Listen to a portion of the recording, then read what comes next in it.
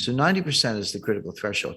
The US is at 131%, highest in history, which means we are well past the point where you can borrow your way to growth or you can borrow your way out of a debt crisis. And we were heading for a debt crisis.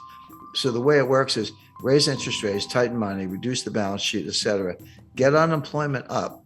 It doesn't sound like a desirable goal, but that's what it takes. And that's what happened in 1982. Get unemployment high enough so people are buying hamburger instead of steak. They're buying, whatever's the least expensive thing on the shelf, day-old bread instead of new bread, or they're not buying gasoline because they're not going to work, et cetera. That will bring prices down, but at a very high cost, which we just talked about, which is high unemployment and lower productivity. Meanwhile, the U.S. debt keeps going up. We haven't really talked about the debt. That part of it looks like 1981. But if you throw in a global financial crisis, then it starts to look more like 2008. Yeah, well, that's like a glacier. Glaciers are extremely powerful, but they move extremely slowly. There's some exceptions, but they kind of like, an inch a year, a couple inches a year, but they move mountains. I mean, they create rivers, they create canyons, they move mountains. They're extremely powerful, but slow.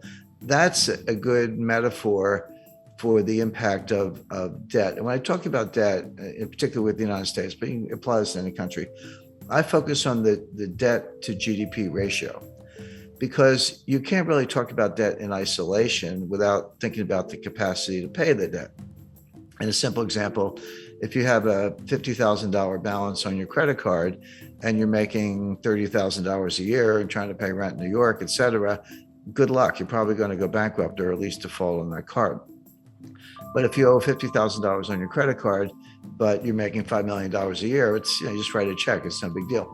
My point is, you can't look at a $50,000 debt and decide if it's a problem or not unless you compare it to the income. And if it's too low, it's a problem. And if the income's high, not a problem.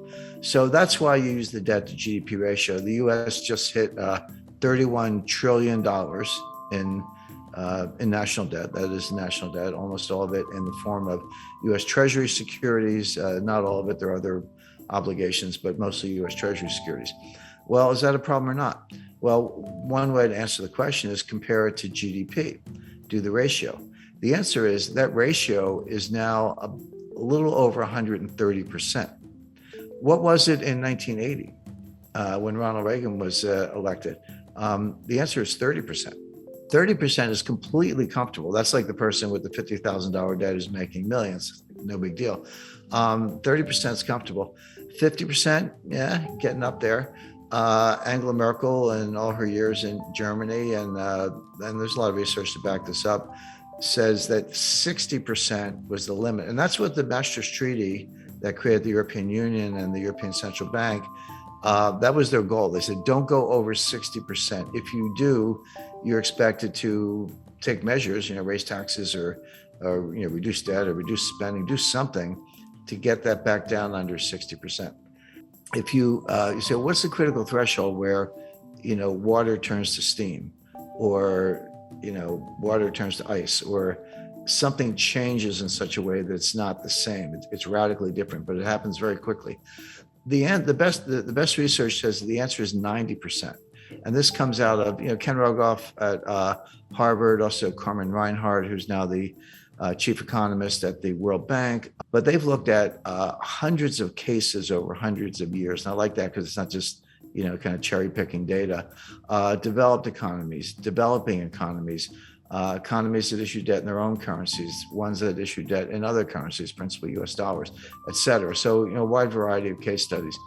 And they show that when your debt to GDP ratio goes over 90%, your multiplier of additional debt goes below 1.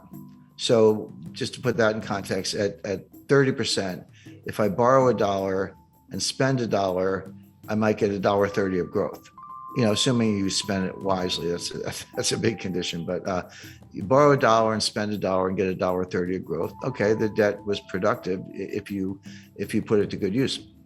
But that $1.30 gets smaller and smaller. As you get closer to 90%, it goes to $1.20, $1.10, $1.05. Past 90%, roughly, You borrow a dollar and you spend a dollar and you only get 95 cents of growth. You don't get your dollar back in terms of GDP. And then 90% and 85%, et cetera. So 90% is the critical threshold. The US is at 131%, highest in history, which means we are well past the point where you can borrow your way to growth or you can borrow your way out of a debt crisis. And we were heading for a debt crisis. Now, Stephanie Kelton, she's the big brain of modern monetary theory. She's a professor at State University of New York. She says it doesn't matter. That they always point to Japan. Japan is at 280%, way past any member of the peer group. China's probably higher. China's a little more opaque because they are, but also they don't have as much national debt. If you look at the national debt to GDP, it's modest, but they have an enormous amount of provincial debt, and the banking system is owned by the government or controlled by the government. So when you throw in the bank debt, the state-owned enterprises, the provincial debt, and the government, so that's the real national debt. Stephanie Kelton says it doesn't matter because you're borrowing in your own currency. So if you're Argentine and you borrow in dollars and you print pesos, how are you going to pay the dollars back unless you have, huge trade surpluses, which they don't. So they just default. Argentina is a serial defaulter and everyone expects that. If you borrow in dollars and you print dollars, which the United States does, they're like, what's the problem? Just print the dollars and pay the money back. Well, that's true. If you print dollars, there's no reason to default on dollar debt because you actually can print the money and buy the bonds. But it doesn't mean nothing else bad happens. What about inflation or hyperinflation? What about the foreign exchange rate? The exchange rate can collapse. And these modern monetary theorists show very little understanding of the international aspects. They treat the US like a closed economy, which it's not. I mean, if it were a closed economy and we didn't have to worry about trade deficits, trade surpluses, capital flows, exchange rates, foreign credit, China owning $1 trillion of US Treasury securities, which they do. If you didn't have to worry about any of that, I think they'd probably still be wrong, but they'd have a better case. But you do. And they're just not very knowledgeable about any of those things. But you can think of exchange rates as a conveyor belt. Exchange rates are one way the problems go from one country to another, or good things can go from one country to another, depending on whether your exchange rate is going up or down, the impact on terms of trade, et cetera. But they completely ignore all that. They also ignore the role of commercial banks. They just look at the Treasury and the Fed and look at money supply, but like kind of M0, but don't understand how commercial banks create M1 and they do their own thing. They're not on as short a leash as they seem to think. But if you read Stephanie Kelton's book, The Deficit Myth, she says, well, we don't really need a bond market, U.S. bond market. We only have a bond market as a favor to investors because it gives them a place to put their money. But why have, he said, you have government spending.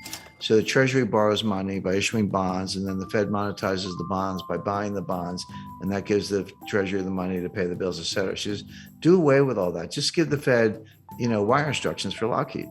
And if you need 5 F-35 fighter jets, order them and just send the money right to Lockheed. Why do you need a bond market? I mean, she actually says that. So, okay, legally, that might be possible, but to suggest that you can do that without consequences is nonsense.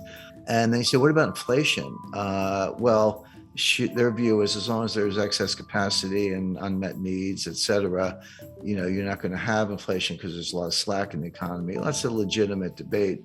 But they say when inflation happens, raise taxes. And then, by the way, they also say you don't need a tax system because if you can just print the money, why do you have to collect taxes? And their answer is, we collect taxes to redistribute income. Okay, well, at least they're honest. I mean, that's the kind of socialist model, but they're honest about it. But it's important to bear in mind that Stephanie was the principal economic advisor to Bernie Sanders in 2016 and 2020. And Bernie Sanders today is the chairman of the Senate Budget Committee, controls the purse strings. So coming out of Congress, and Biden's kind of a cipher. He's barely aware of his own existence. So Sanders is in a powerful position, and she's she's the Bernie whisperer, so to speak, who's behind all this. So if you ask the typical member of Congress, can you define modern monetary theory? They'll look at you funny. They've either never heard of it or they certainly don't know what it means, MMT, But they're acting in accordance with modern monetary theory. Whether they know it or not doesn't matter. The actual behavior of the Congress, and again, just go back to COVID 2020, because we talked about the debt to GDP ratio. So in around May or June 2020, Trump put through a $2 trillion COVID relief package, and that was when the Paycheck Protection Plan, that was $800 billion, and everyone got the $1,200 check, et cetera, et cetera. And then at the end of December, at the very end of the Trump administration, they did another $1 trillion almost. And that's when everyone got the $600 checks. And now you're up to $1,800. By the way, those checks, that is helicopter money. That's, what the Fed does is kind of nonsense. But when it's fiscal policy, not monetary policy, and you're handing out checks, that is helicopter money. And credit to Larry Summers for saying, you're going to get inflation out of this. Well, Biden comes into office in January 2021, and he's like, not to be outdone, he did his own COVID relief package. That was another $2 trillion. And that's when we all got the $1,400 checks. They just handed them out. And then later that year, they did the $1 trillion infrastructure package. And then just to top it off, what did we get recently was the just under $1 trillion Green New Deal. I call it the Green New Scam.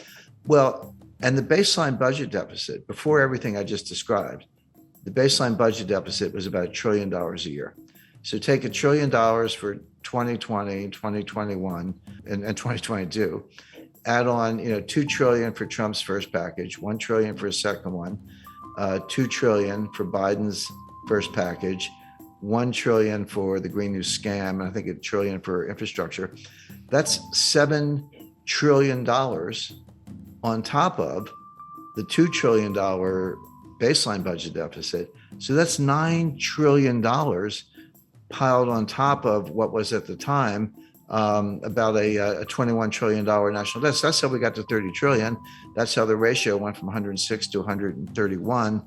These numbers are mind-boggling, and MMT says doesn't matter. But it does matter, and it shows up the way I described earlier, which is it slows growth. You don't get growth. So best case for the U.S. is very slow, weak growth, which we saw from 2009 to 2019. Worst case is you throw a recession on top of that, which we're heading for, and the U.S. will be in fiscal distress.